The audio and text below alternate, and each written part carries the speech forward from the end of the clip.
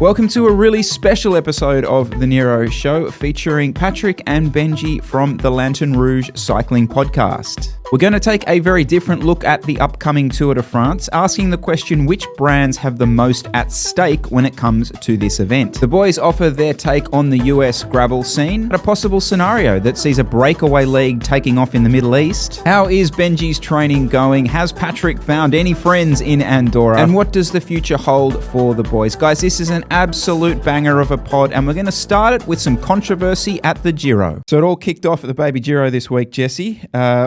What was going on there? There's a little bit of shenanigans. Yeah, it was all over Twitter, wasn't it? So all these kids holding on to team cars, police motorbikes, minimum 10 riders per car. It was hilarious. But I wanted to ask the guys, have you seen this before? Is this normal? What do you guys reckon? No, I wouldn't say it's normal to this degree. To have 5 guys to a car, that ratio is all off. Like last year in the Tour, Quintana getting a water bottle from the Shimano motorbike, just a cheeky little... Just an extra pull for 2-3 seconds. Vlasov saw it, wasn't happy, but I don't know why these guys are doing it. A lot of these guys are actually pretty fit and are serious riders. Some of whom will be on... These are not just like Italian 17-year-olds, right? Some of these guys are going to be on World Tour teams soon that were doing this. Sprinters, admittedly, but they will. Every Italian that's 17 years old with one functioning leg ends up in a pro team anyway, so... True, yeah, YOLO, whatever. But were they... Is there even a time cut in these races, Benji? There's probably a time cut in these races, but what you don't understand, Patrick, is that these riders were not trying to look for an advantage. They were pulling a mechanical car up the mountain to help out the driver. The car had a mechanical. True. It's all that. Gents, I'm sorry. You guys are focusing too much on the front of the race. So my only experience of this was I was at the Giro, I'm going to say 2015, 2016, and it was a Zoncolan stage. The one that Michael Rogers, I think, won. Now, after the first 20 guys went past, all good, boys are racing, happy days. Every other rider after that was potentially just freewheeling up the thing, and it wasn't cars or anything, it was the locals. The locals were just loving it, getting whoever the rider was, give them a massive shove. It would be less common in the pro races because there's big crowds, people know there's phones, you can't get away with it these days. But in the smaller races with less crowds, I can tell you the back half of the field, this is the norm rather than the exception. And I've done it. It's the Queen stage of like an Azerbaijan 2.2, like they're going to have crazy stuff going on. Did we see much of Roglic? Like, what percentage of Roglic did we see on that Giro TT uphill? A very small percentage. They reckon surely the Slovenian fans were giving him a push.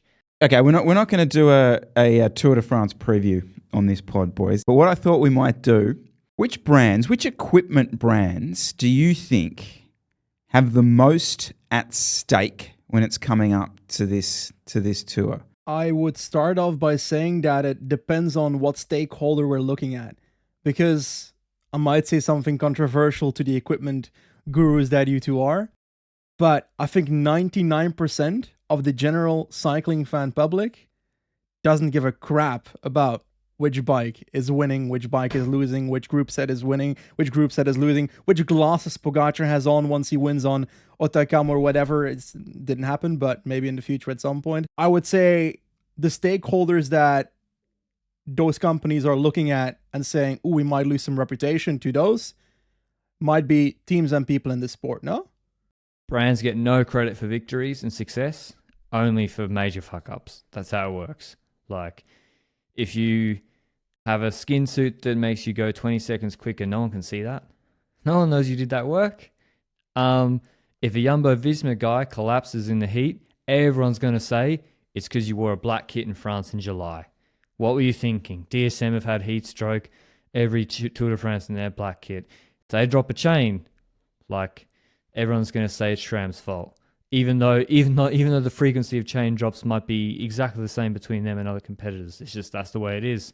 So I think SRAM's got pretty high stakes. It's the first Tour de France champions coming to defend, changing group set. They have a mechanical. People are going to blame the group set. That's just how it is. Tyres, I don't know. Do people know what tyres people are running? I don't know, but there were historically no mechanicals in last year's Tour de France, right? That were very controversial in the cobble stage, for example. So, Yeah. so it depends on how many if it like happens every single mountain stage or something in a descent or on the flat or something, mechanical, then it gets obvious. But if it's one or two here and there, you can't really shout out and say, oh, it's SRAM's fault. But then again, some people are against it. Some people are pro it. I have absolutely no clue what you guys are into when it comes to that. For the tour, though, I actually think I don't agree. I think it's all to gain, nothing to lose. People have such short memories. Product recalls, things snapping, wheels folding. The general public doesn't care. They might blow up on Instagram the day it happens. Within a week, most people have forgotten. And I would say Pogacar wearing a pair of Cyclone Sunnies, that'll sell crazy amounts. I still think of iconic riders in iconic races and what they were wearing, and it's still stuck in my brain. Whereas the things that have gone wrong, people kind of forget, I think. It's SRAM and Daylight as far as who's got the most to lose here. Like when they went down the Jumbo-Visma route, this would have been the reason. Yeah. They want that bike photo at the Champs-Élysées with the yellow jersey. It's like the last piece of the puzzle for them in terms of their marketing stretch and in terms of the chat. Like it's still the Shimano fanboys will still sort of probably throw it back in their faces, and it probably doesn't move the needle dramatically. You're right, Benji, when it comes to that. But in the equipment world, this is the kingpin. But it's funny because you're right, I reckon, Lanterne, like not every piece of equipment's created equal. Like the group set's one job is to not fuck up. That's true. Yeah. You're not going to get to the end of the tour and go, you know what, the chain efficiency of my shifting was what really won it for me here. It was, I didn't have a drop chain. You're dead right. But it's funny, like the bike stuff's not quite the same. It's kind of like a story, and we chatted about this last time. It's like a story that develops over like months and years. And I kind of think on that point, Specialized almost have nothing to lose here. And another S-Works on the podium probably doesn't move the needle for them, So Jesse, you think Jonas fork collapses on itself, stage 4, but then they get the photo on him holding the bike across the Champs-Élysées on the podium. That's still net positive for the brand. They'll take it. Yep. I probably agree. But people forget so quickly. So quickly. Yeah. And they'll blame the rider. Oh, he did this. They'll blame the mechanic. He did that. Well, but they will. Arkea, for example, I swear they had a steer issue in Trobrelion. Yeah. I think a lot of people already forgot that it happened. But I swear they switched something afterwards. I don't remember what it was. I think they started switching the type of bike they used from Bianchi. Jesus Christ, I'm ruining the pronunciation of a bike brand here. I'm going to get torched. But I think they switched to aero bike or from aero bike to mountain bike, the climbing bike instead or something. At Paris-Roubaix, they didn't run the integrated handlebars. They all had the regular stem and bars on. Oh, okay. Vote of confidence. Which is like almost the most important piece of that bike is the new handlebars. So, will AG2R run the new Campy? Oh, that's a good question. Do they have enough stock? Does it exist yet in person? I don't. Can they afford it? It's cost more than their actual sponsorship contract. They're going to Decathlon. But legitimately could. What's their rider budget?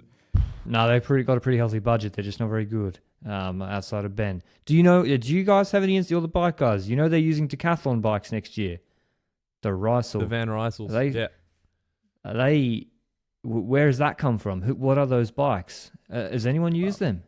I've got a Van Rysel wind jacket, but that doesn't say anything about the bike. I've got like the predecessor behind me, which is like I think BT Win was the previous Decathlon brand. Now they're using Van Rysel. It's some Belgian brand, so obviously it's top tier. No, I have absolutely no clue. But I do feel like it's seen as a brand that is basically on the same level as BT Win back in the day. As in, on that level of, these are not really the top tier equipment brands. It's kind of like that cheaper brand for beginner cyclists to jump into the sport. That make any sense? Yep. Yeah, but there's making some pretty good claims about it, like 7 kilo road race bike. Mhm. It looks like an SL7, like it legitimately looks like an SL7.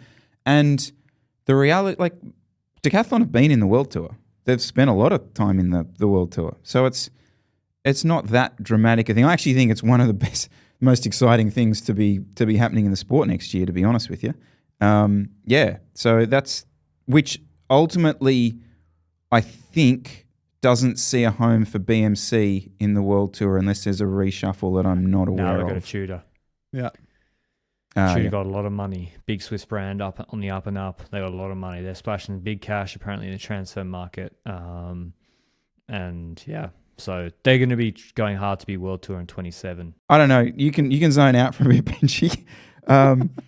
The not the backstory, but the one that brought this to my attention is in golf at the moment. There was a split as such between the PGA, which is the establishment, US-based or owned establishment of the sport, and a new entity came into it, which was Live Golf, a Saudi-backed, multi-billion-dollar organization, which essentially came in and threw a lot of money around, created its own tour, bought all the riders, all the players, and they were separate for a couple of months, and then ultimately we've all come together in kumbaya moment, and which was all very strange in the last few weeks. And going forward, we're all going to be one entity. However, the Saudis, on the look of it, look like they've basically bought their way into the sport. So obviously, this is happening a bit in our sport as well, with a couple of teams in there. Patrick, do you have a take on this, where it's headed? Because I know there's some changes coming with some of the teams as well. I think also more teams are going to have, so Jumbo, for example, are Jumbo going to feel the pressure with the sort of quite friendly Dutch supermarket sponsors falling away to maintain that budget against UAE and Ineos, and are they going to have to look east? That's question number one. Movistar already in the process of doing that. I would not be surprised in the next year, maybe in a year exactly before the Tour de France or Vuelta, Movistar announcing a Saudi co-title sponsorship. Like Jayco a year ahead of that transition, where Alula was suddenly on the sleeve, and then suddenly it's Jayco Alula. That's that transition. Now the next is actually buying into the sport, and I think that's already attempts have been made from various people, not just in the Middle East, to buy into ASO. And ASO is a private French family company, and they just say no. They just say no. Now, they've been able to do that because they have leverage. The UCI is a not-for-profit. Why would you want anything? Why would you want any part of the UCI, really? It's ASO you want ASO. Or RCS, so maybe they go into 4-hour Flanders Classics. Yep. So I think there could be a breakaway league because it's cheap. Let's go. How much is Benzema? Jesse, how much is Benzema and these golfers on, or the golfers? Like, how much did they, for year one of Live, what were the golfers' salaries? It was over $1 billion, right? Yes. Yeah, the rumoured salaries were all 100 millions. The question that we're kind of circling around, in my opinion, is obviously you've got the sports washing side of things.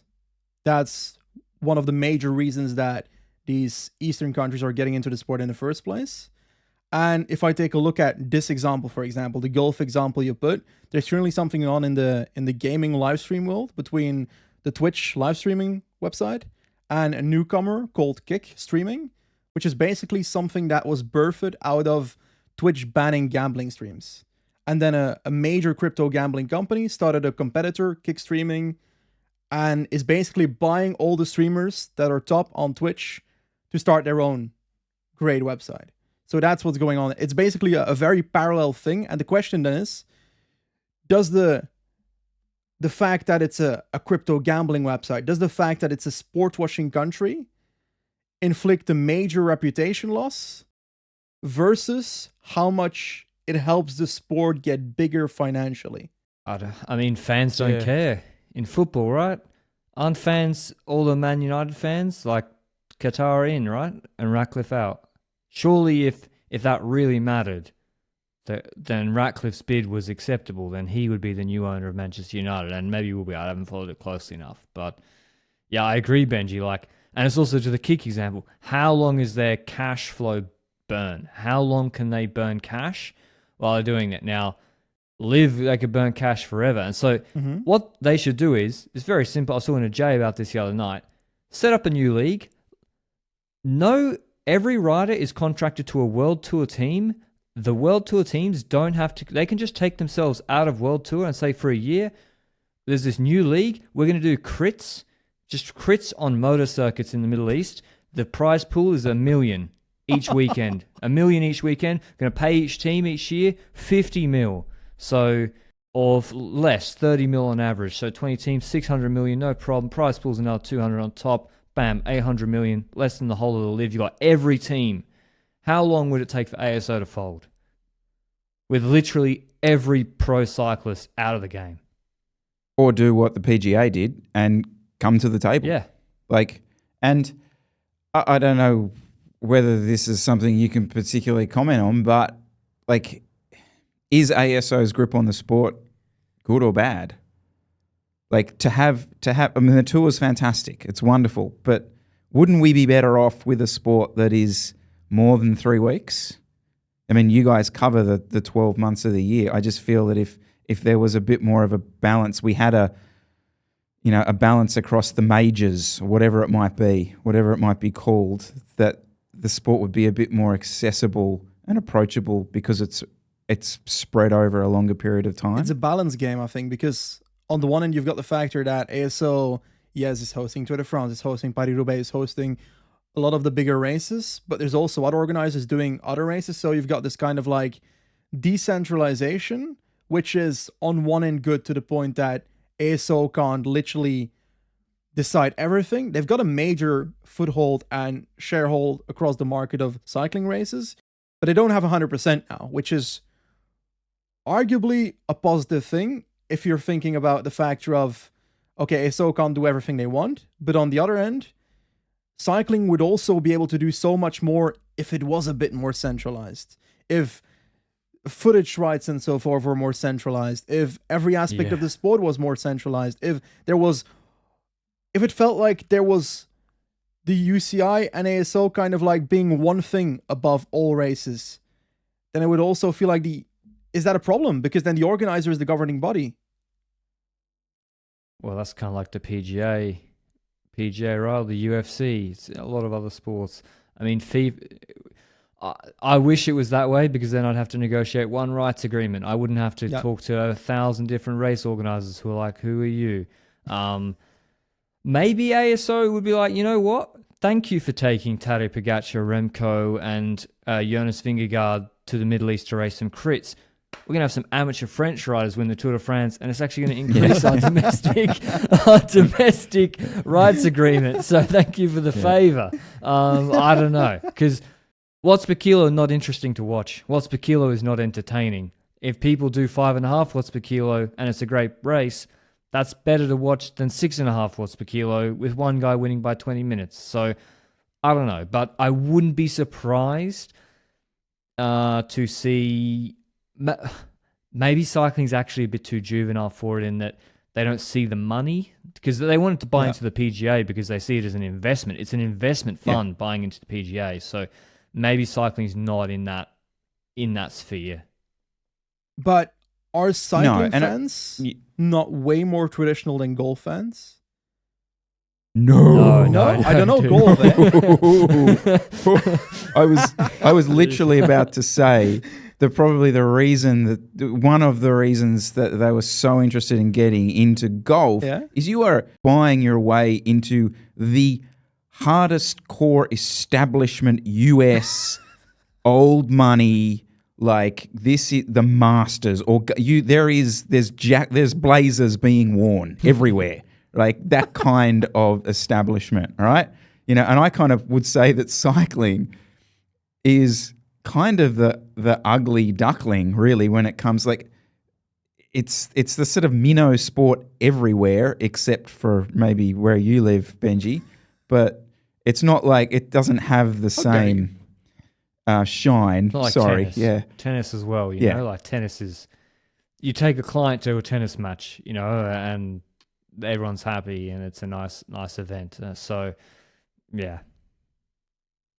Are you telling me that if I take a client to the Carrefour Larber Cobble section in Roubaix, they won't be happy? They step in cow shit, it rains on them, a rider crashes in front of them, starts bleeding. I mean, it's an experience. Talking about innovative changes in sports, let's talk about gravel. Yeah, breakaway leagues. Is there going to be a gravel breakaway league in America? Because it's all the There already rage. is. That's what this Lifetime Grand Prix is essentially the series of gravel races which they've chained together to make a series out of. And you had, I mean, I've already seen it. So we had Brendan Johnson, Turkey from Australia, go over to compete in the Lifetime Grand Prix and do those series of events. So he's not doing that, you know, as a hobby. He's got a young daughter, he's got a family, he had a full-time job. He, as far as I'm aware, has stopped that to fly over and race this Lifetime Grand Prix series. So it's already started up. So it's only gonna continue to grow, especially by how much content we saw come out of that.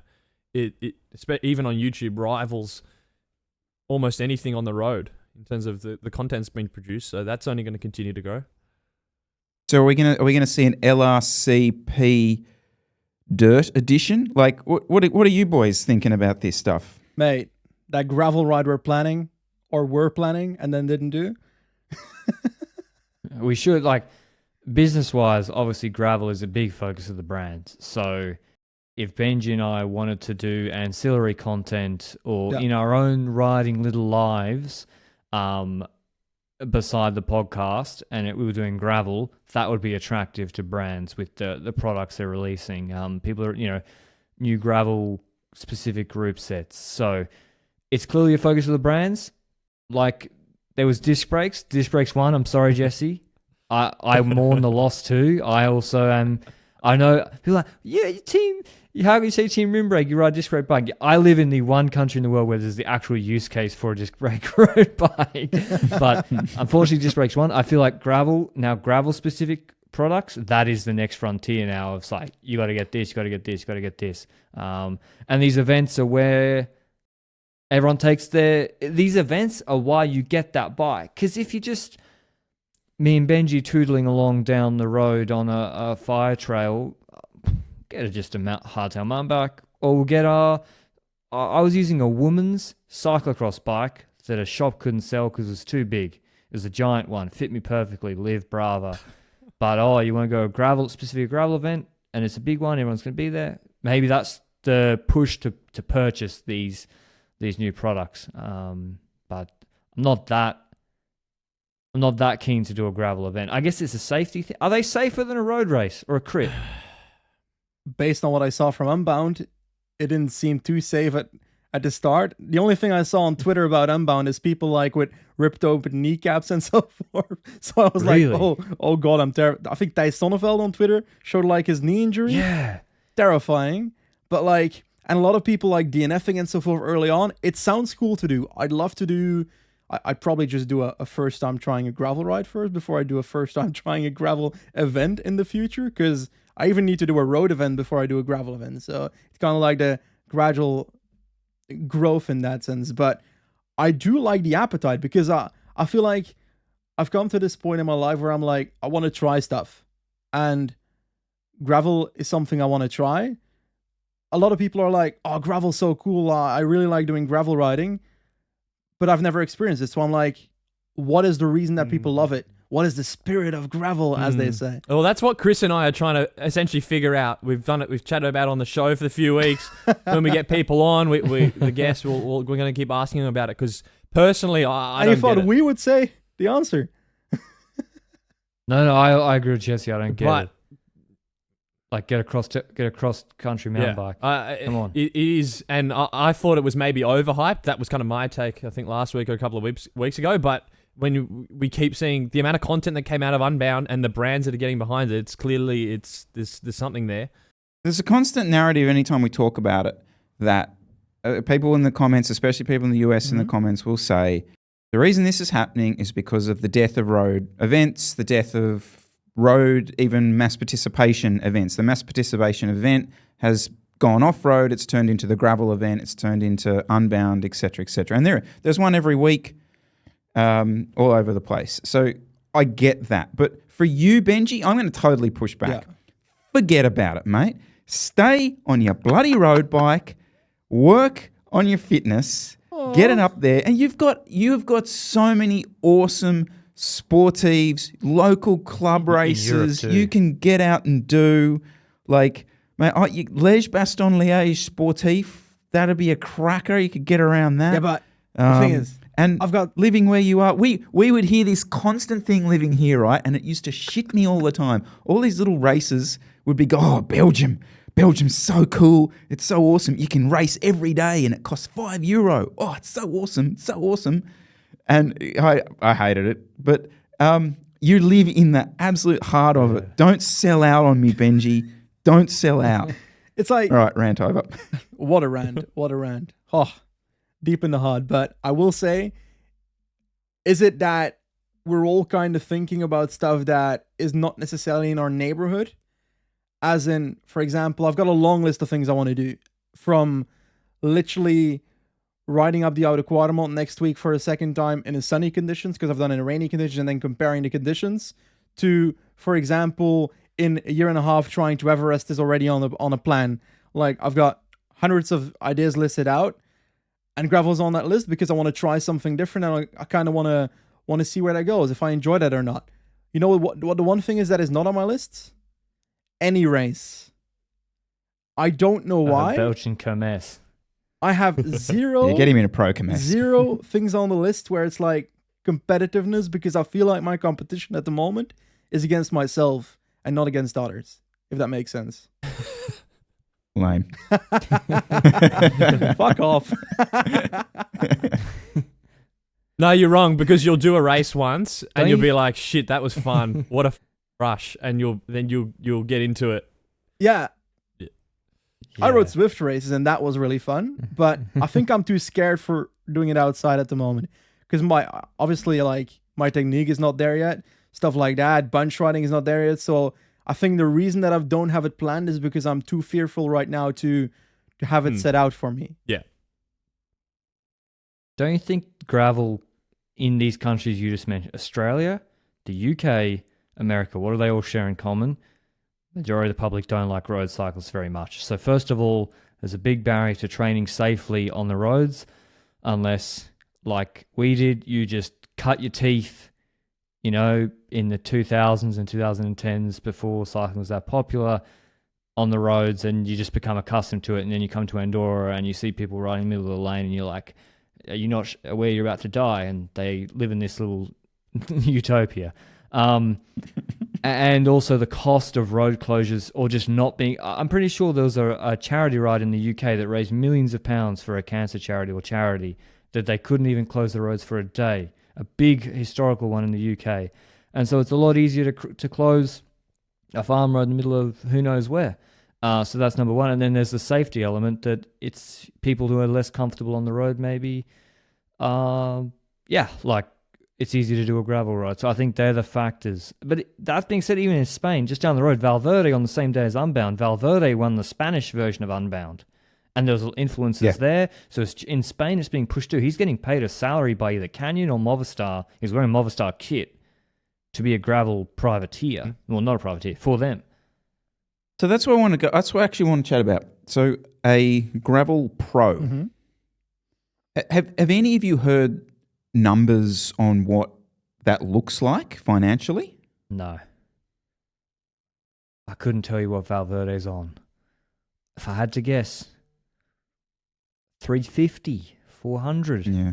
But it's a real guess. Like, he would have been on a couple of mil at Movistar as a road cyclist. So he's a general ambassador for the team. I don't know. Is it just a bike and like 30 grand for the average ex-pro? I reckon, yeah, that makes sense. A bike, support, and maybe 25 grand, 30 grand for the average ex-pro. I'd be surprised to see more than that, except for like, yeah, I would really be surprised. I can't think of any names that have huge Instagram followings that would merit more than that. I have a feeling it's a lot more than that, especially in the US with the top guys, Lawrence Tendam, Really? Stettner. They're freaking big Has names. to be. In that small bubble. It's relatively small bubble compared to road. big. It's weird because, like, for me as an active cycling fan, not an ex-cycling fan, an active cycling fan, these are ex-pros to me because I'm seeing this from the road pro cycling perspective. And for me, those riders are retired, but they're obviously not because they're in gravel. They're making money that way. They're racing all the time. Dam came top 5 or something at. I watched Unbound, but as in the amount of stuff I could see because there was no broadcast, which I'm used to as road cycling, but it's probably way more difficult to do that for gravel cycling, I would expect. So they're superheroes, but the thing is, the thing that I'm still getting my head around is why the money's there is because the road scene's such a tough one to crack for brands that this up and coming gravel thing is seen as easier to get into, so they just decide to throw cash at it as opposed to road because you feel like your money doesn't go as far on the road side, even though smaller numbers. This is another topic for conversation, Jesse, is why do brands do the things they do? And sometimes I think they don't make sense. And, one of those pros you just mentioned, I just looked up his Instagram quickly. He's getting like 300 likes on photos, like 1,500 likes on race day photos, which is just nothing. It's like, yeah. It shows that... But the brands think it's important. A lot of social media influencers that were ex-pros, or I don't know, let's say you're an ex-pro in road cycling, for example. You build up a following, you've got 100k followers on Instagram, stuff like that. But like Patrick says, you've got 100 likes on your posts and so forth. A lot of brands look at that follow number and are like, damn, that's someone that we should have promote our stuff. Yeah. And I've actively seen a process from a brand within cycling that was looking for influencers to promote their stuff, and they were actively looking at the amount of followers and so forth, and not at the actual reach of the stuff they do in terms of conversion rate towards likes, comments, and interactions. Because that's where it's at, I feel like. Because that shows how much people care about the stuff they post in the first place. Because you can easily have an ex-pro that could become completely irrelevant the second they retire. While there's some others that are such a personality that people look up to that they're going to be following whatever they do for the rest of their lives. And there's such a division between those two things. Like, I bet, for example, Patrick, you probably get 15 to 20 times the amount of interaction that pro rider or ex-pro rider or that gravel rider, whatever, has. And well, just on Instagram, I have less than half the followers. My average post gets probably 5x the likes and engagement. Yeah. But I'm not doing product showcase. And as to this is a question for you, Chris and Jesse. If your this podcast, did the same exact views, but had triple the subs, do you think it'd be easier for you to get partners? And how much easier? Without doubt. Yeah. I literally had those exact conversation. No? But in reality, it's the same. Oh, audience. in reality, 100%. 100%. But I can't even, I don't go too much into this, but like, I can't even get in the door because of subscription numbers. So I know you said you're not going to jump into it, but I'm asking a question anyway, because why not? When it comes to like partnerships and so forth for the Nero Show, for example, do you actively go looking for partners and putting your foot in the door yourself, or do you kind of like hope that they will come your way as a following of the fact that it's a fucking great show? Both. Now, I will admit that in terms of going out ourselves, it's been in the cycling industry, just because I don't have the number of the guy who runs Manscaped or whatever those sort of brands are. So I am, I suppose, waiting to receive those and have received a couple of those. But in the cycling space, and I've got connections and things from obviously working with the team and trying to get sponsors, so brands and all that kind of stuff. And yeah, it's a waste of time from the perspective of dealing with cycling people. And again, I've talked about this in the past, but a lot of that could just be regional bias. I would say if you had to rate our level of effort in terms of getting a partner or a sponsor, I would say it's relatively quite low. It's almost like a recreational. Oh, this would be interesting. Let's see just to dabble in the world of it. We're not actively like spending hours and hours a week hunting. That's not quite true. You shouldn't have That's to. not quite true. Yeah, no, I do. I mean, I have quite a few. I have quite a few really what I would regard as quite good decks that go out to people. Yeah. But it's not going out to hundreds of people. I'm saying if someone put a gun to your head and say, go find a sponsor. No, But there's not 100 brands. It's not 100 brands. But I think the big challenge, and you're right in this, Jesse, is when it gets to the next stage, because the deck, quote unquote, will start a conversation, but it's that next negotiation or thing that I do get a bit of, I can't be fucked with this. Like, because the lowball you so, like, it's like, what's the point? I might as well just not buy coffees for a couple of weeks, and that's as much as this read is worth. Like, are you kidding me? And I'm kind of a bit over the whole trying to sell what you're doing to someone who doesn't get you. Because if they don't get you, then fuck you. Really is my kind of thing. Because that relationship will always be me proving to them that you're worth what I know this is worth. That's basically the point I was trying to make, because like I feel like the brands are looking at such a traditional way of advertising within the cycling space that they don't necessarily see the content creator side as much as they should be.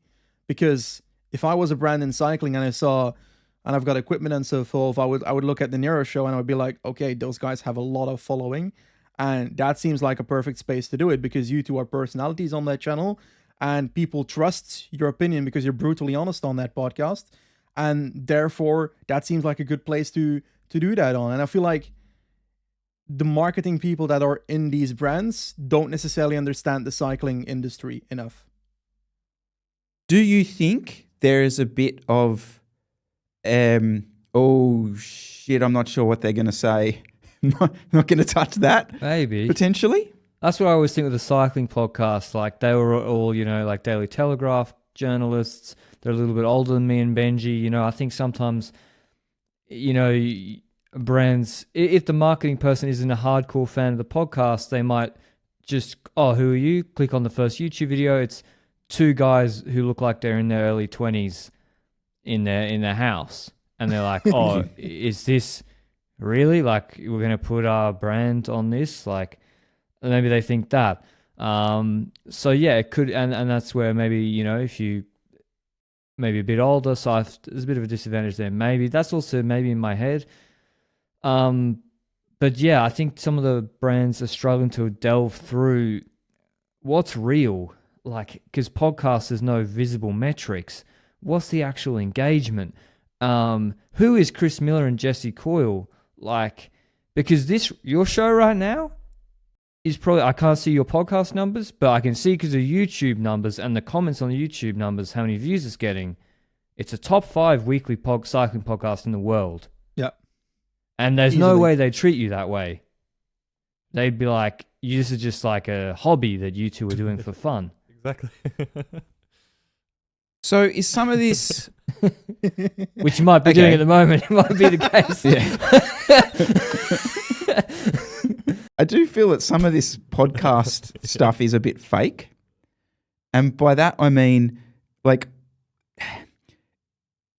there's no, like, proper metric for analysis from what I can gather. And all the separate podcast players have their own analysis tools or ranking tools. And you can seemingly kind of create whatever narrative you want from a podcast number. And it's also not, because you don't have a comment section, it feels like you're not accountable as such to your audience in a way. And some of these I've seen some podcasts, specifically in the cycling world, to claim that they're quite popular and they're just on podcast platforms. And I'm like, well, how do you know? Like, what tool are you using to this? And how are you actually engaging with your audience? So I kind of can see why some brands be like, no, we're not too sure about that. Yeah, it's a huge problem. It's cost us so much. Like, because if a YouTube view is a view, what's a podcast listen? You got a different hosting platform. Not all of them are tracked. And then it's very, very difficult. And then the legacy podcasts, which are the ones that have been around for ages, they just have the accumulated passive audience. So their numbers might be bumped up a little bit, but how much is their active audience? It's pretty easy to tell. Like if you go to LRCP Twitter or our Twitter or our Instagram, and that's why podcasts should have a supporting YouTube channel, because that's the barometer. It's like, okay, there's an audience here, this makes sense. But when we tweet out the podcast, it's not like people react to it and engage with it, so there's clearly an audience there. So there are metrics, but that's asking the brand then to do an extra level of maybe analysis, and it's a little bit of the Wild West as well. So they might be thinking, well, how if we're just doing brand awareness, which we're not going to be able to track with direct conversions, we're really relying on these numbers to be accurate. And we got burned last time, so we're out on podcasts for now. Yeah, and so I feel like so you just said I got burned. So was there like a generation of? I feel like this is something that we're facing the reality of this now. Mm-hmm. Like there was this, I don't know, this generation of podcasts that had kind of fucked it up for everyone. Like took a lot of sponsorship money and maybe didn't do anything with it. There was a marketing person I spoke to, and they didn't advertise on the podcast, the LRCP, and he said, listen, numbers look great, demos look great, audience alignment looks great, but we advertised the podcast before and we sort of got burned by it, didn't work out, and we consider it too risky. And I was like, wow, okay. And so, yeah. And maybe not just podcasts, Chris, maybe just all sort of media, because right now money's tight. Like, it's tight, and I'm not a salesperson. You're not a salesperson. It's not what I'm good at. I kind of like you. If someone says justify yourself, I'm a little bit like, come on, the numbers already justify it. But I got to change that. It's my. You got to be a salesperson, but the money is tight in the market right now. There's layoffs at big companies in the cycling industry. So, it's just a really, really tough time at the moment for everybody that's relying on advertising revenue. I guess that's why Escape went with the member model. it's also noticeable. For example, let's say, there's a brand out there, and I contact a brand and I see, okay, I use that product. I actually kind of want them to sponsor my content. So I jump into their DMs on social media. I'm like, so this is what I've got going on. Are you guys interested to collaborate? Let's say about 60-70% probably don't respond. But the 30 to 40 that do respond, there's a secondary step, like you say, which is that extra effort to do something. Sometimes that's a call. Sometimes that is an email or something that you need to send something through, or the other way around. They're interested and so forth. And I feel like in that regard, brands sometimes just completely turn off the second that they realize, okay, I just realized we're going to have to pay for something. Which isn't that super obvious in the first place? Yes. We're more than happy to send half a dozen, don't do it, journalists to a press junket to write a specs article about a new release of their up-and-coming thing, to put it in a piece of paper that no one will buy. So are you guys all working online? Do you guys do any work in person, or is it pretty much 100% online? Benji's coming here for the tour. Yeah. Does that count in person, or you mean like yeah, the work is essentially still online? Because I guess that's a little bit of in person, but essentially that's still online. just interested. Yeah, Benji. I guess it depends, because the podcast, the main stuff, Lanterne Recycling podcasts, me and Patrick, everything's online when it comes to the producing and so forth. Yes, me going there is also to put it online and so forth, but occasionally, if we see something in cycling, let's say there's an event, if I'm in the UK, I went to Ruler Live, for example, at the end of last year. Networking there, I guess, could be considered working in the field, or going to a cycling race together, which we do about once a year. That could be working in person. I don't know. And also, like, you on the side have your own YouTube channel, which is obviously the Lanterne Rouge YouTube channel, which has the recaps of all the races and so forth. That's also online. I've got my channel, which is basically me doing my cycling journey from being an overweight, chubby dude on a bike to a not so and not so terrible cyclist, hopefully in the future. That's the aim there. I think that's gradually in a place where I have to do more stuff in person. Like, to create content that is not necessarily just talking on the podcast, I need to do more stuff in person. I need to find more content out there. That makes sense? And the reason why I asked is because, Chris, you mentioned a year ago we had just landed in Europe and I was managing the team over there to race, and how quickly that time's gone. And I thought, wow, like that was such an awesome achievement. Like, look at what I did. That was great. But then I have done stuff since then. We've done the show where arguably we're reaching way more people. I hope the viewers sort of like what we're putting out, and that should be something that's satisfying to me. But really, it's the thing I did in person a year ago, which means more to me. And then, so for you guys who are doing all your work online, do you get the same satisfaction, or do you wish you had more stuff in person? Does that affect you mentally? Well, so that was one of the big reasons I wanted to continue with Jumbo, because I grew up playing team sports. I grew up in-person team sports like rugby, cricket, tennis, like all year round, 2 sports at a time, going to, school, have a group of mates, weekend, all the time. I moved to Andorra with my wife and my dog. Okay, I got mates here who are pros, but they all went to the Giro. Nothing will reply like.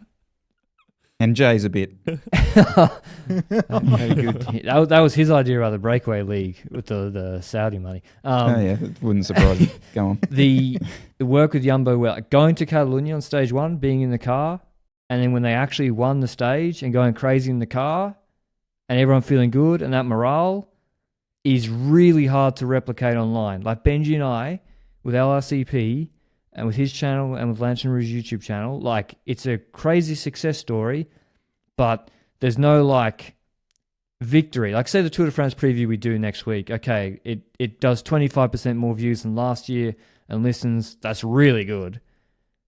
Like we're not going to have a party. We're not going to get pumped. You don't do high fives? We're not going to get pumped up. Nah, maybe I should. Maybe I should be a bit more American.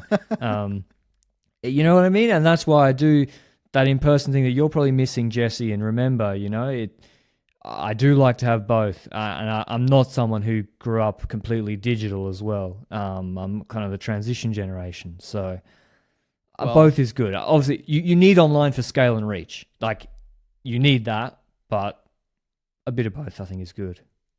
I am completely different than you in that, I think. As in, when it comes to work life, being online and so forth, I don't necessarily mind, and I do feel rewarded by stuff that happens online. For example, if the podcast does well, I do feel rewarded about that.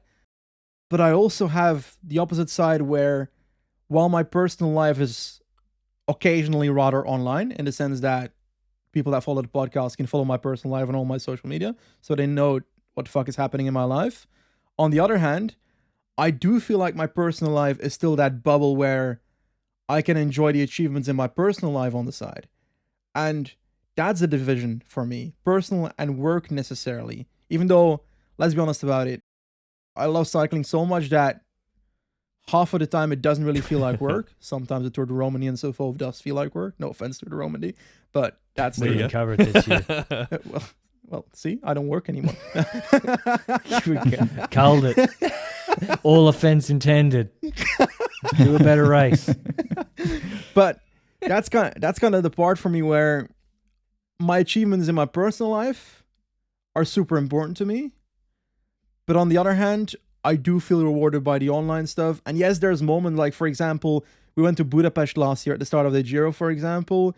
It's really rewarding, and maybe that's a factor that you guys haven't noticed yet, but when you meet people that follow your stuff in person, it becomes so much more real, because you don't realize that. There was someone, for example, that followed the podcast, but also like said, I follow everything you write on Twitter. And I was like, oh God, that's terrifying. And she was like super hyped about that. Oh, can I have a picture and so forth? And you don't realize that once you're recording a podcast. When I post a shit take on Twitter, for example, like I don't realize that when that's happening. But when it's like in front of you, when that person is in front of you and telling you that, you're like, fuck, we actually did something here. Imagine you. So I think what you'll are you find- averaging, Chris? 30,000 and more than 30,000 episode. Imagine an auditorium of 45,000 people listening to you guys doing the podcast. Would you be would scared? be Poor like people. the adrenaline. Poor people. You would be insane.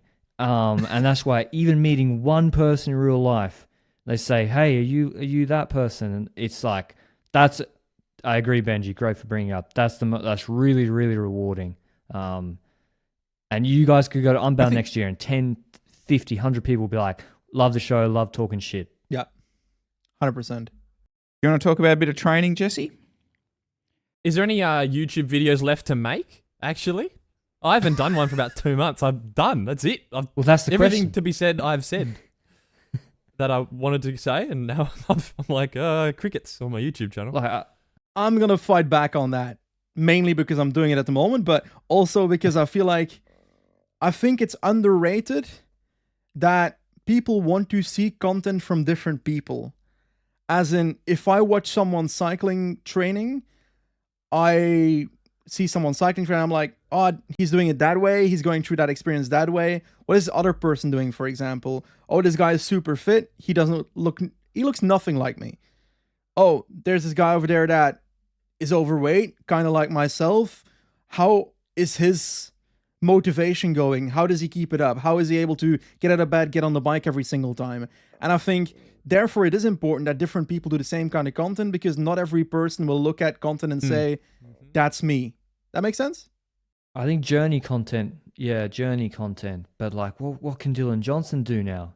Yeah. Well, I mean, you said it, Jesse. Like, he's basically just wiped the table with every touch point that any cyclist has thought about in terms of their training. It's like, oh, there it is, and there's all the literature on it, and there's the results of it. Okay. Basically, all that's left is a proper doping program. More place, more dates for cycling. Yeah. That's literally all that's left. Who's doing I that? reckon. See, even Dylan. Yeah. Sorry, just on Dylan Johnson. Even he's changed now, because he's almost moved into the like a race influencer-y sort of character now. Maybe that's where just where his passion is. So he's doing that. But from the YouTube side. But I do think you're right. Like, and Benji, like, your journey is far more relatable than for sure. really anything we could do. I think you're in a unique position to do that. You're not getting as fit as fast as that NorCal too, fella. That's come on. Well, I don't mind. I like my tempo. I like doing it a healthy way. I don't know if he does it unhealthy. I haven't seen every single video of NorCal, to be honest. But it's kind of where I'm at a point where I'm also like, on one end, I want to make it a very gradual journey so that people realize that, like, it won't happen in 1 second. Like, I won't lose 10 kgs in a month. That's impossible. Maybe if I do something really unhealthy, that's possible. But in a healthy way, I probably can't lose 10 kgs in a month. So that's one thing. But also when it comes to the actual learning process, if I'm starting, I don't know fuck all of how to train. So I'm going through the process of training. In my videos, I won't pretend that I know anything about training. I'll literally, on purpose sometimes, write down how I would do it. And then if, for example, someone says before I recorded a video, well, you should do it that way, I'll first like try it the way I said it, because I'm like, to show people what happens if you do the wrong thing. That makes sense?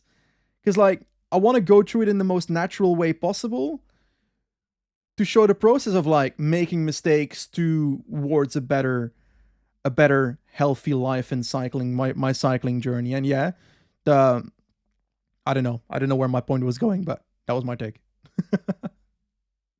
Are you approaching it as such a gamer as well? Like, Achievement unlocked.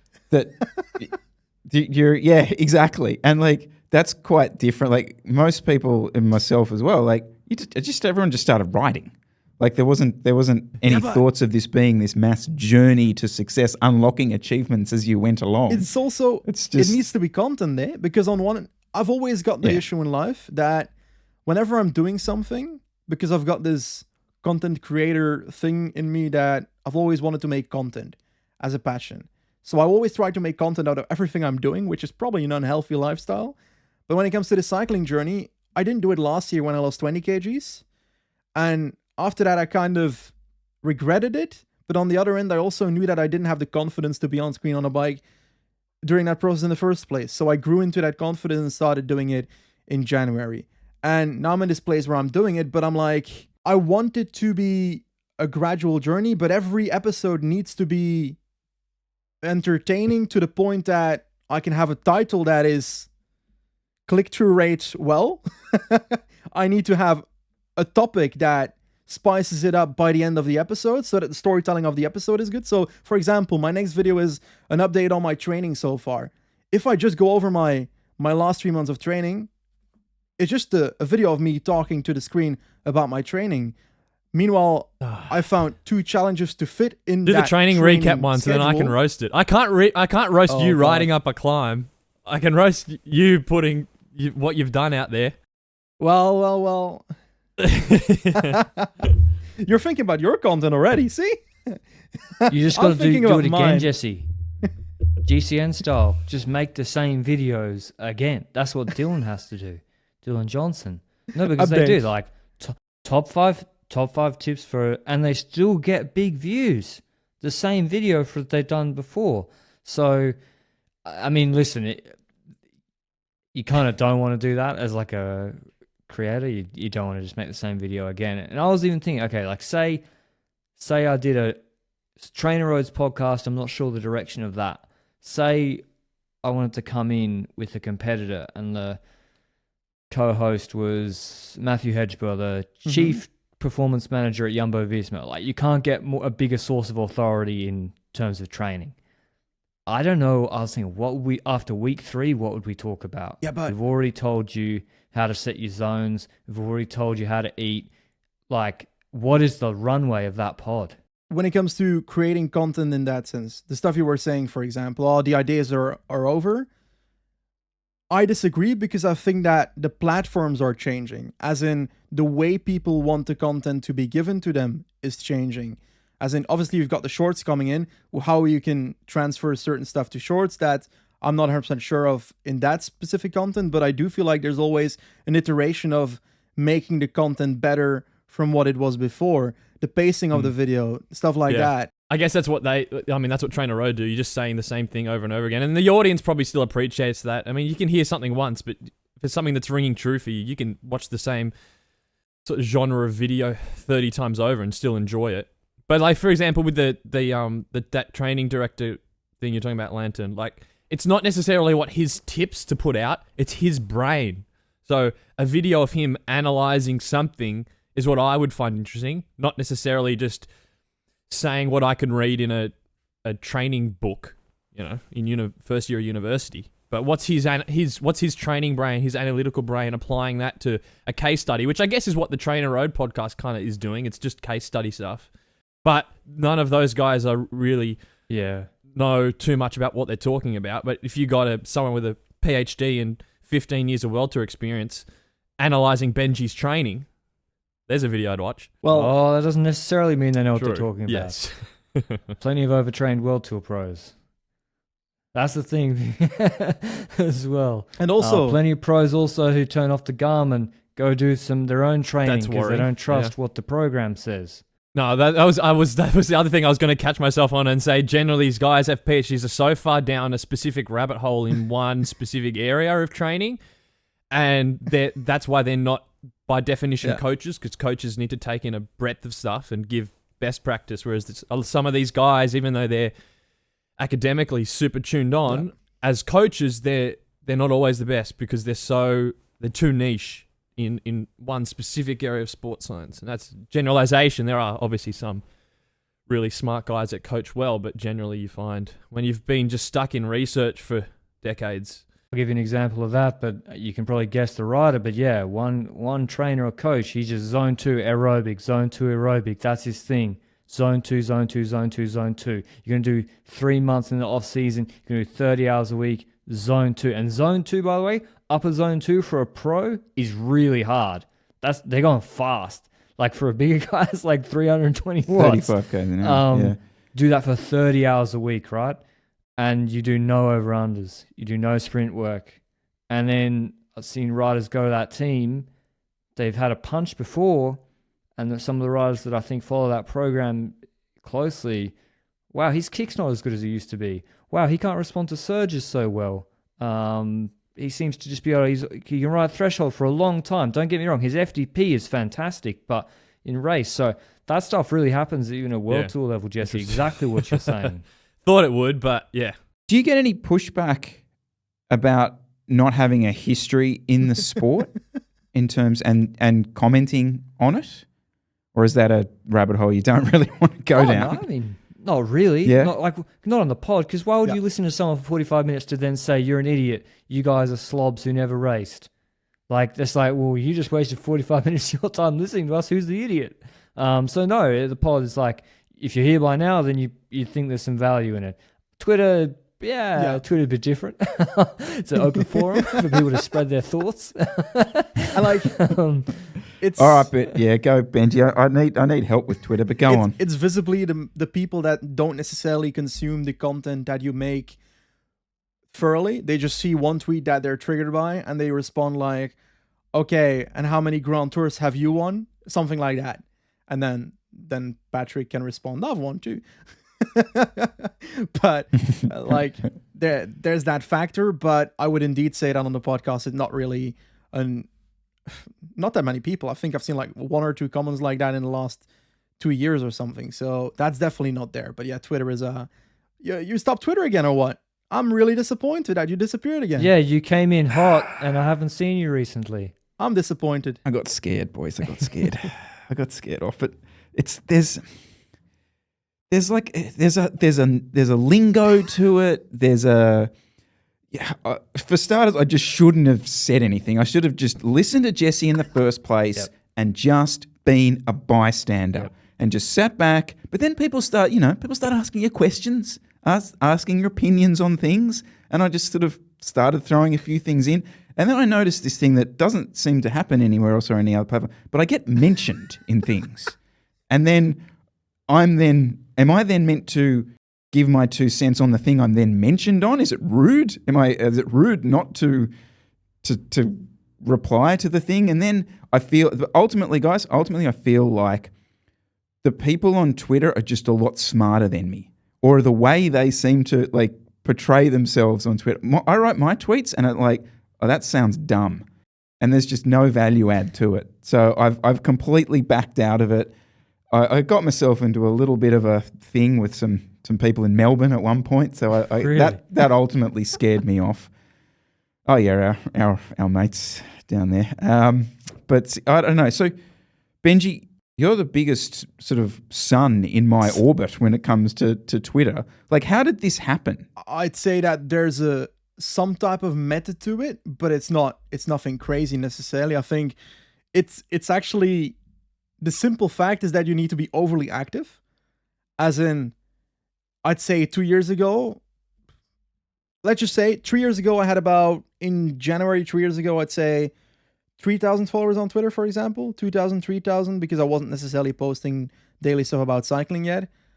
And then I also, with the podcast growing and so forth, saw some people following, and I realized I should just start tweeting about cycling every day. And there are months that I had 3,000 tweets per month. And 3,000 tweets is actually quite a bit if you think about it, which is, I became overly self-conscious about it being too much, to the point that I now tweet less. But I still tweet a bit too much. But it's also noticeable that the more you tweet, the more likely a person in the cycling industry is going to have your tweet on it. Because person A might not like your first tweet, but they might agree with your second or third tweet, and they might like that one, which means that it comes up the timeline of person C, for example. And initially, the initial growth was related to me being overly active. As simple as that. As being commenting on literally everything that happened in cycling. Some people like that. Some people hate that. But hey, I never proclaim to be like an expert or anything. I let the people that are on Twitter decide if they agree or not agree with my stuff. I think the other factor is not being a truly terrible person. I'd like to think that I'm not a terrible person. So I think a lot That's of people. why my Twitter account. That's why I've less than half the followers. You're not a terrible person. People can see through People it. might think so, Tom, sometimes, but in reality, you're not. On one end, you can be very controversial. I think you need to be about 5% controversial and 95% overly vanilla. And it's not that I'm doing that necessarily on purpose. I just have boring opinions sometimes. And I think that balance of... What's your most controversial tweet? Probably the Jumbo announcement on Twitter. Yeah. Didn't you have a go at Eddie Merckx at one point? But Oh, a lot of people agree. That's not controversial. People agree with that. Oh, okay. Yeah, See, I only post when I think I have a spicy opinion. That's what I post. So all my tweets are, Juan Ayuso in 2024 will be better than Pogacar. He'll lead the Tour de France for UAE. And then people just see this guy's just a lunatic. Like, I actually do believe he will lead. You've never won a Grand He Tour. will lead the Tour de France for UAE, mainly because probably do the Giro. That's a separate question. But yeah, I just there is a way to phrasing your tweets in such a way that they get interpreted in another way, a good way, and I have never learnt that. And I think a lot of sometimes the message of what I'm saying is because I'll just tweet it like I'm messaging in WhatsApp to someone who knows me, who knows what I mean. Yeah. And I don't phrase it for the person who doesn't know me, who doesn't know what I mean, because they're not your audience, maybe the people that see it. Agree. And they don't know where you're coming from. So like the French, when I said we didn't really get onto the Netflix series, it's a good segue. Why is all the Netflix series mostly in French? The narration is French. It's by Netflix France. I was posing the question is this a good business decision? That's all I was saying, basically. I wasn't saying, how dare the Tour de France be in French? And then all the people coming in are the Anglophones. They cannot bear to watch something with subtitles for once. It's like, hey, I like the Lupin Netflix series. That was great. The robber. And Is so that the dude that steals Louvre paintings? Yeah, that was epic. I'm sure it's probably. I thought it was great. I love it. Emily embarrasses your French Netflix show. I didn't mean that. Yeah, I can't believe you went that's real from culture. How did you go from Lupin to Emily in Paris? They're both high culture. But you know what I mean. And so it's just a way of being interpreted, and I don't know how to do it. Maybe I just don't care enough to do it. But I don't know where Twitter's going with Musk. I feel like the Musk killing Twitter. If anything, I it's haven't more heard relevant. that. It's kind of keeping on now. Can we have a quick Netflix chat? I know you guys talked about it for an hour, Sorry. but Jesse didn't watch an episode, so I wasn't alled to talk to it. I've no. So why I have didn't you no watch interest it, in Jesse? watching it. Why I didn't you already watch it? tell you Jesse? I hated the Movistar one. You're not a cyclist. I can probably already tell you what the show's going to be like. It doesn't show any part of cycling that I'm interested in. I already know what happened at the race because I watched the race. I'd rather spend an hour watching YouTube. Yeah. That's it. I'm just not interested. He's kind of not wrong, but then is the argument that he's not the audience? I've heard that a lot. And even I've said that, and me and Benji have said that, and I've thought about it more, and I'm watching The Last Dance at the moment.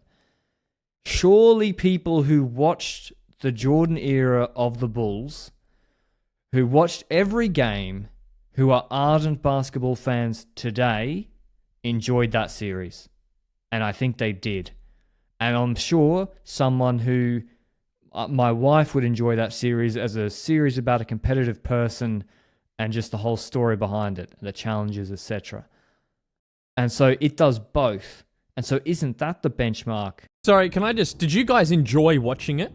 I enjoyed watching it, but as a hardcore cycling fan, there are gripes that I have with it. But is that you as a commentator? Isn't that you as a commentator having gripes rather than Jesse's just asking? I mean, like, should you? I watch it? Am I going to enjoy spending 8 hours of my week watching it? No. Okay. No. That's what I thought. That's why I didn't watch it. I enjoyed it from the perspective of I haven't seen cycling look that nice. Like Yeah. I do get caught up a little bit in just the visuals, and it's shot beautifully.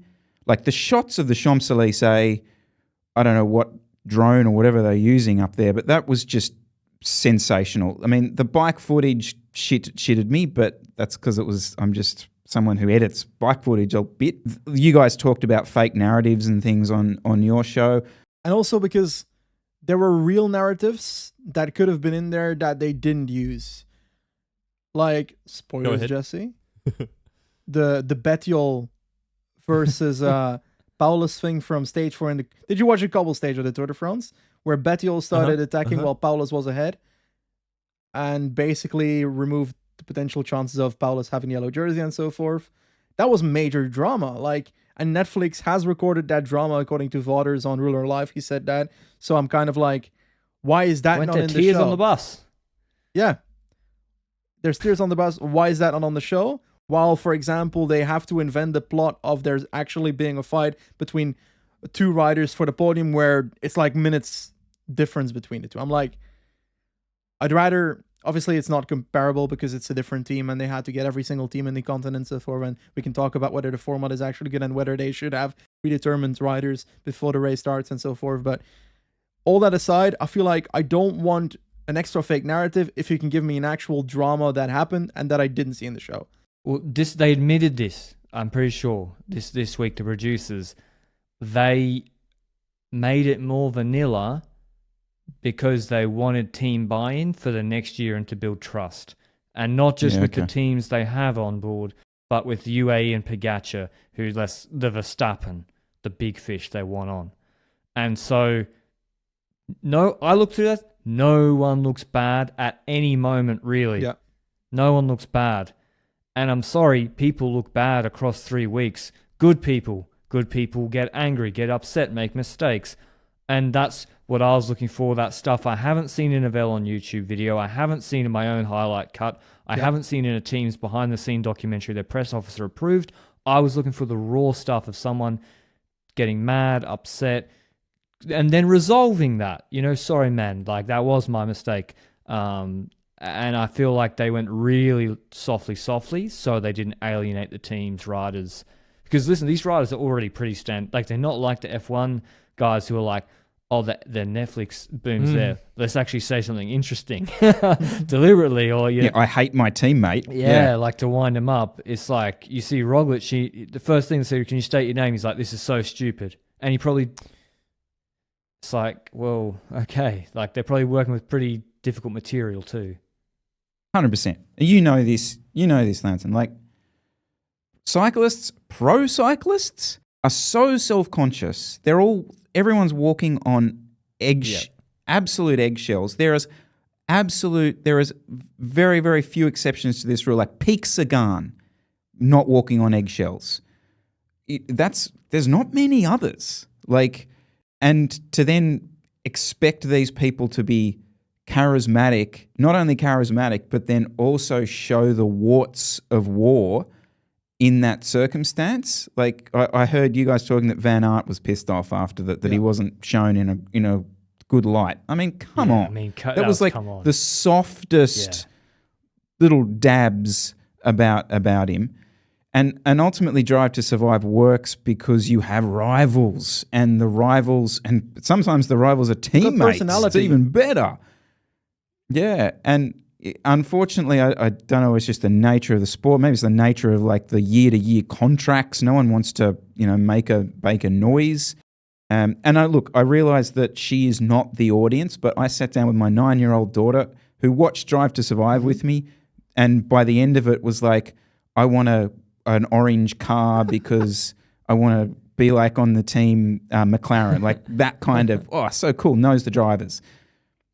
One episode in, like halfway through it, she was off. She was like, I'm doing something else. Bissiger didn't get her. Funny that. I think they thought the Fabio crash thing was like the big going to get people in. And in my opinion, it was like, it didn't hit. It didn't hit. Like for cycling fans, it's also too late for that to hit. So is that the one that you'd expect the new cycling fans to have the hit? But then again, they show the crash 3 times before they talk about what happened. So I'm like, at that point, you're like, we've seen it 3 times. Like, we know what happens. Yeah. And unfortunately, the reality is Jakobsen is a stoic individual. And he had to be to come back from that. You've got to be that character of just focused. No, crashing is not a thing to me anymore. I am focused. if he was Daniel Ricciardo, he would have had a different reaction on camera, unfortunately. Is that also a consequence of how the public acts when a certain rider said something even a bit confident in an interview? Because, for example, when Remco was saying, I'd like to win a Grand Tour, for example, in my life, when he was like starting off, people were roasting him that he was saying that at such a young age. Like, and then we're coming to this point and we're like, oh, we're kind of like, okay, where's the drama? Why is everybody so stoic, so boring in interviews and so forth? Like, I can't remember the last time that I heard a really interesting interview of a rider, and it's because they're so they don't necessarily need to be professionally media trained. They're also media trained by the way the public responds to every small step they misstep in the interviews. I was going to say, I think Jay Vine does the best interviews. Oh, what's the best thing about winning the stage? Yeah, the bonus. Yes. Yeah, I mean, he does pretty. He does love good that. ones. Jack does pretty. The Australians, like Jack, does pretty good ones. Like he'll actually answer the question properly. But I think Simon Yates in 2019, before the Tour or Giro, said my rivals, they should be shitting themselves. And in the first TT, lost 4 minutes. Everyone clowned the fuck out of him. And listen, I wish everyone said, listen, if I was half good at cycling, if I was just like an average World Tour pro, I would talk so much shit. Like, it would be, look at NBA players. In the NBA, the whole culture is of trash talk. And from Jordan, and you look at The Last Dance, that's all it's about, trash talk and creating rivals within the game. And, one guy on minimum contract, 10th guy off the bench, if he hits one shot in the game, he'll start talking trash. Whereas, cycling, very conservative.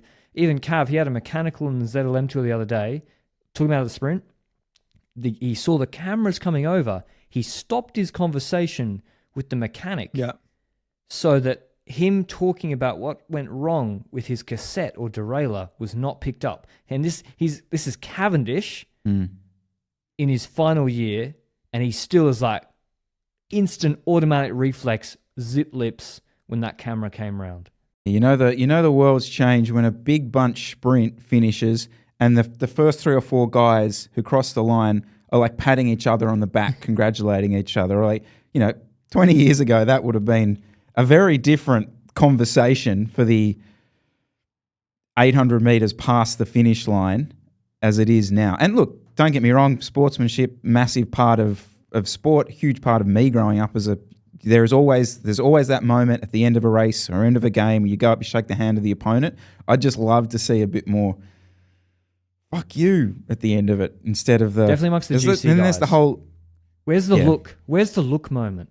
There's this whole thing with Van Aert and Van der Poel. Oh, yeah. Whereas like the race finishes and everyone's waiting for will they shake each other's hand? And then it's always after any one of the races that those guys do, there'll be that post of the two of them shaking hands or something and being like, sportsmanship.